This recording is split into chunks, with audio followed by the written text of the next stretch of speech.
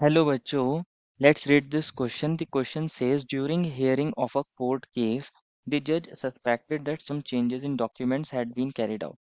He asked the forensic department to check the ink used at two different places.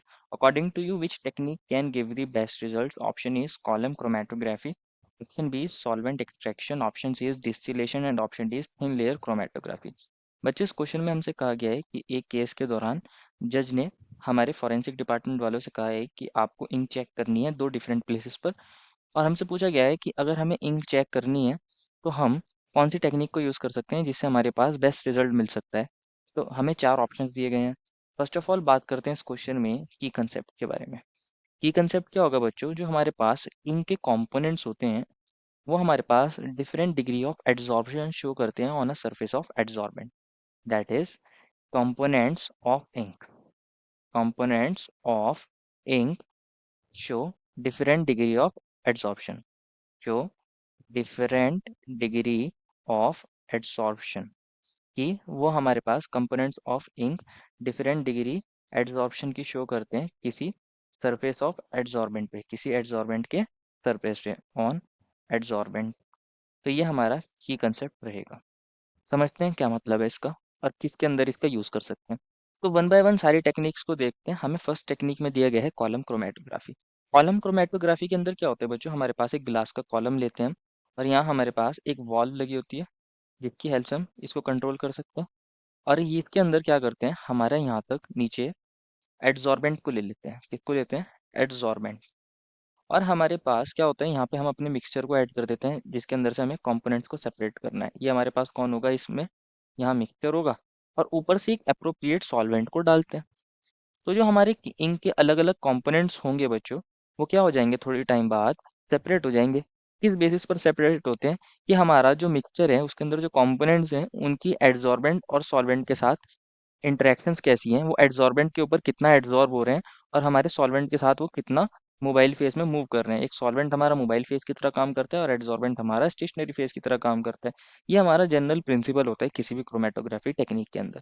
तो थोड़े time बाद अगर आप देखोगे बच्चों, अगर मैं इसको ऐसे दिखा सकता हूँ कि हमारे पास ये इंक थी बच्चों और नीचे हमारा एड्सॉर्बेंट है और ऊपर कौन है बच्चों, ये सॉल्वेंट हमने पौर किया है। तो थोड़े टाइम बाद क्या होगा, हमारे पास इसके अंदर अलग अलग लेयर्स देखने को मिलेंगी। हमारा एड्सॉर्बेंट यहीं हो जाएगा, ये हमारा एड्सॉर्बेंट ही था अभी भी। हमारे पास ये जो मिक्सचर है इसके कंपोनेंट्स क्या हो जाएंगे, सेपरेट हो जाएंगे। एक लेयर अलग बन जाएगी, मान लीजिए तीन कंपोनेंट्स है तो तीन डिफरेंट लेयर्स बन जाएंगी। और यहाँ हमारे पास सॉल्वेंट रहा होगा। ये हमारे पास तीन लेयर्स देखने को मिलेंगी। ये हमारी इनकी थ्री डिफरेंट लेयर्स देखने को मिल जाएंगी। इसके अंदर से अलग अलग कंपोनेंट सेपरेट हो जाएंगे। तो ये किस बेसिस पर होते हैं कि हमारे पास जो इनके कंपोनेंट्स हैं वो different different components different degree of adsorption show करते हैं। सभी कंपोनेंट्स एक जैसी डिग्री ऑफ एड्सॉर्प्शन नहीं शो करते। तो सब एक जैसे हमारे अलग अलग नहीं होंगे। कोई कंपोनेंट नीचे देखने को मिलेगा अगर उसकी एड्सॉर्बेंट के साथ इंटरेक्शन ज्यादा होंगी और सॉल्वेंट के साथ कम, तो वो वाला कंपोनेंट नीचे होगा। और जिसकी हमारे पास इंटरेक्शन सॉल्वेंट के साथ ज्यादा होगी और एड्सॉर्बेंट के साथ कम, वो ऊपर हो जाएगा। तो इस तरह करके हमारे इनके कंपोनेंट सेपरेट हो सकते हैं। ये एक अच्छी टेक्निक है। सेकंड टेक्निक में बोला गया हमें सॉल्वेंट सेपरेट एक्सट्रैक्शन।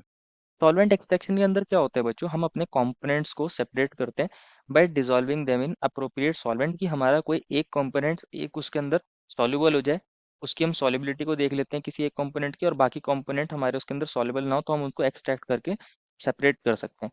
ये भी एक टेक्निक है, इसकी हेल्प से भी कर सकते हैं। लेकिन बच्चों हमने अभी बताया था कि हम जनरली इनको कैसे सेपरेट करते हैं, on basis of degree of adsorption, क्योंकि उसके कंपोनेंट्स अच्छे डिग्री ऑफ एड्सॉर्प्शन शो करते हैं। अलग अलग कंपोनेंट्स इजीली एड्सॉर्प्शन के बेसिस पर सेपरेट हो सकते हैं। तो हम इस टेक्निक को यूज नहीं कर सकते फॉरेंसिक में। कंपैरेटिवली ये स्लोअर मेथड है। इसके लिए हमें अप्रोप्रिएट सॉल्वेंट भी पता होना चाहिए कि जिसके साथ इसकी सॉल्युबिलिटी ज़्यादा हो किसी कंपोनेंट की, किसी की कम हो। ये हम कंपैरेटिवली यूज नहीं करेंगे। थर्ड के अंदर हमें बोला गया है डिस्टिलेशन। थर्ड है हमारे पास डिस्टिलेशन।